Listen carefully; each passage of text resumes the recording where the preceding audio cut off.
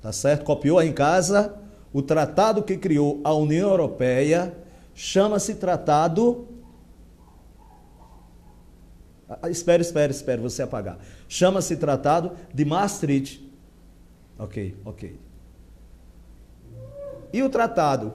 Professor, e o Tratado de Roma? Alguma coisa está perturbando minha cabeça. E o Tratado de Roma? Gente, o Tratado de Roma foi aquele que decretou o funcionamento do mercado comum europeu, tá? Geralmente esses tratados, eles recebem o nome da cidade onde eles são assinados. Por exemplo, o nosso Mercosul foi assinado em 1991 na cidade de Assunção, capital do Paraguai. Então ela é chamada de quê? De Tratado de Assunção. Professor, não vai cobrar isso não, porque não tem mais negócio de decorar, mas nem decorar nome de pessoas. Mas qual foi o presidente brasileiro que assinou o tratado? Qual foi o rapaz que pegou na canetinha Bic, tá certo? Para assinar o tratado? Foi um rapaz chamado Itamar Franco, atualmente eleito senador lá no estado de Minas Gerais. Então, pessoal, voltando para cá, para a tela, ok? Voltando aqui para a tela, por favor. Desde que foi construída a atual União Europeia, vem trilhando dois caminhos não excludentes, ou seja, procurando não excluir, procurando não diferenciar. Um deles é o de aprofundar o relacionamento entre países membros do bloco econômico e o outro ampliar o número de estados associados. Desde maio de 2004, novos países foram integrados no bloco. Aí tem aí Polônia, parece nome de trigêmeos, né? De quadrigêmeos. Polônia, Letônia, Estônia e Lituânia. Hungria, República Tcheca, Eslováquia, Chipre e Malta. Lembre que a Polônia, esses países do leste europeu, a Polônia já era um país independente, a Letônia, a Estônia e a Lituânia vieram de onde? Da ex-União Soviética. A Hungria, voltem para cá, por favor. A Hungria já era um país independente, porém um país do bloco socialista. A República Tcheca e a Eslováquia, elas vieram de onde? Da antiga Tchecoslováquia, que era um país e de repente desmembrou-se, né? Chipre e Malta. Então vejam bem como a União Europeia funcionou, como ela veio funcionando.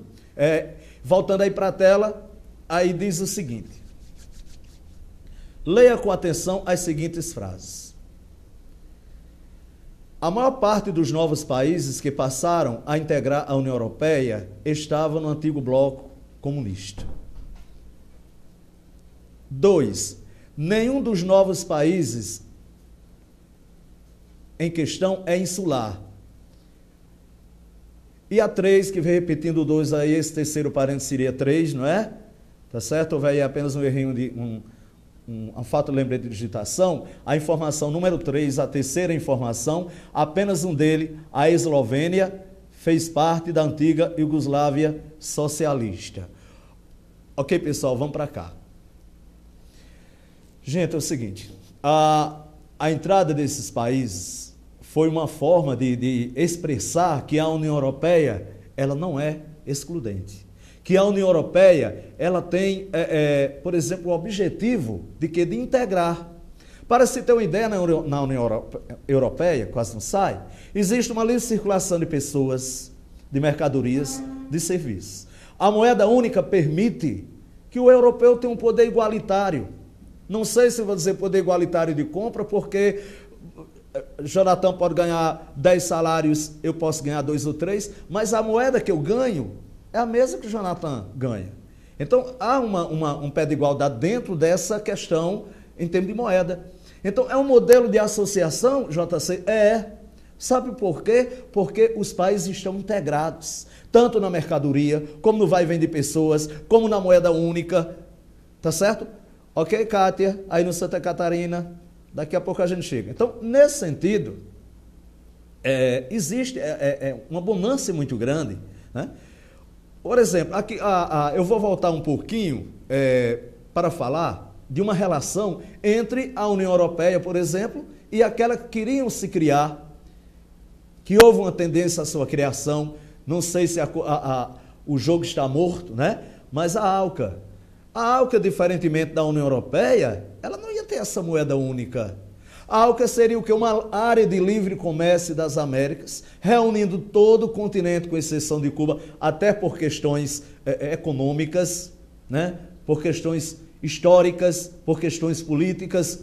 Cuba nunca foi da área de alinhamento com os Estados Unidos, e isso aí dificultava as negociações. Então, por exemplo, lá na Europa, a França, por ser um país do eixo capitalista, a Itália, por ser também da mesma maneira, e vice-versa, a Inglaterra, jamais eles disseram não àqueles países ali que eram do eixo socialista. Aliás, eles precisavam deles, como eles também precisam.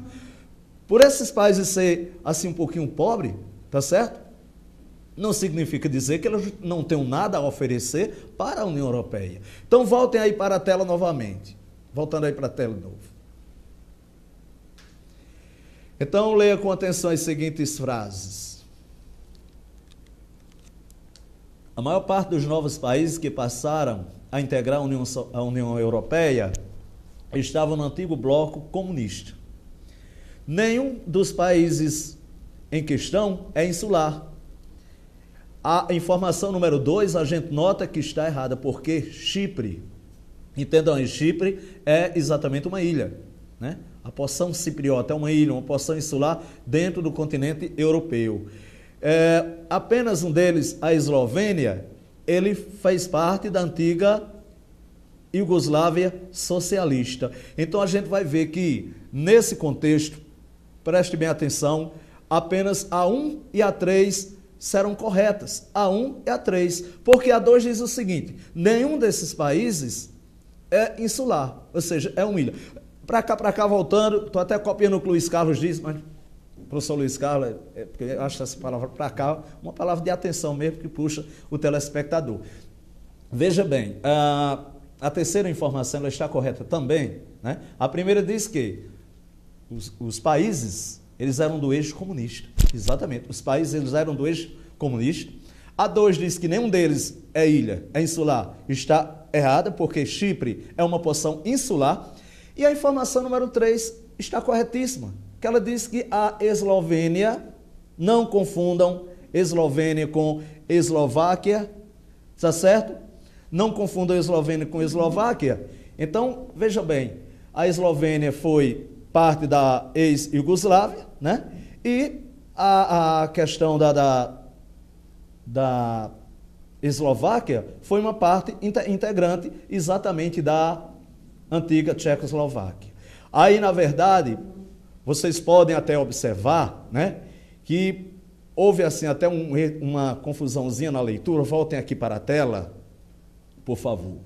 Desde que foi construída a atual União Europeia, vem trilhando 2 caminhos na excludente. Um deles é o de aprofundar a relação entre países membros do bloco econômico e o outro, ampliar o número de estados associados. Desde maio de 2004, novos países foram integrados no bloco: Polônia, Letônia, Estônia, Lituânia, Hungria, República Tcheca, Eslováquia, Chipre e Malta.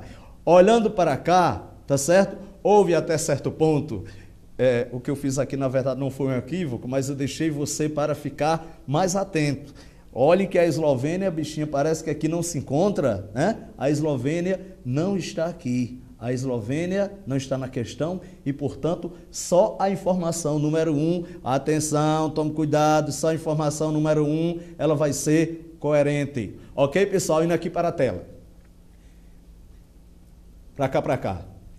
Então, pessoal, observe aí. Então, apenas a questão 1 vai ser coerente, né? Porque a Eslovênia, ela não se enquadra nesse contexto, não estava contida aqui no texto. Não significa dizer que ela não vai poder fazer parte da União Europeia, porque a tendência da União Europeia, pessoal, é agregar todo o continente. E existe outra situação. Dentro de 2 minutinhos, nós vamos dar um rápido intervalo, né? Existe uma outra situação. Não confunda a União Europeia com a zona do euro. Tem muito aluno vestibulando confundindo. A União Europeia trata-se da área de livre comércio, do mercado comum, do livre trânsito de pessoas, de mercadoria e de serviços. Existe lá na Europa uma zona do euro. O que seria esta zona do euro? Vai ser uma região composta por países que aboliram, que exterminaram, que extinguiram as suas moedas tradicionais para adotar o euro enquanto moeda única. Professor, todos os países da União Europeia fazem parte deste conjunto, deste grupo? Não. NAOT. A Inglaterra, por exemplo, e JC, você está até repetindo isso aí na TV? Sim. A União Europeia, por exemplo, aliás, a Inglaterra, por exemplo, ela, por questões econômicas, ela não faz parte exatamente da União, aliás, da zona do euro. Ela faz parte da União Europeia. Professor, e se eu tiver euro lá na Inglaterra e não vale? Vale. Mas a Inglaterra, ela não queimou, ela não aboliu a sua moeda tradicional, a Libra, para adotar o euro enquanto moeda única. Então, pessoal, nós vamos aí agora a um rápido intervalo, né? Daqui a pouco a gente volta com algumas questões importantes, porque daqui a pouco nós vamos comentar questões muito recentes sobre a África. A África, que esse ano há uma tendência muito grande de estar presente no vestibular, por quê? Esse ano foi o ano de África, foi o ano de Copa do Mundo naquele continente, então muita coisa se descobriu sobre a África. Então nós vamos falar não só de riquezas naturais, mas vamos falar também de exclusão social, vamos falar de imperialismo, da maneira como aquele continente foi absurdamente dominado e, vamos dizer assim, dividido. Ou seja, lá não houve um colonialismo, existiu um imperialismo. Daqui a pouco a gente volta com mais informações.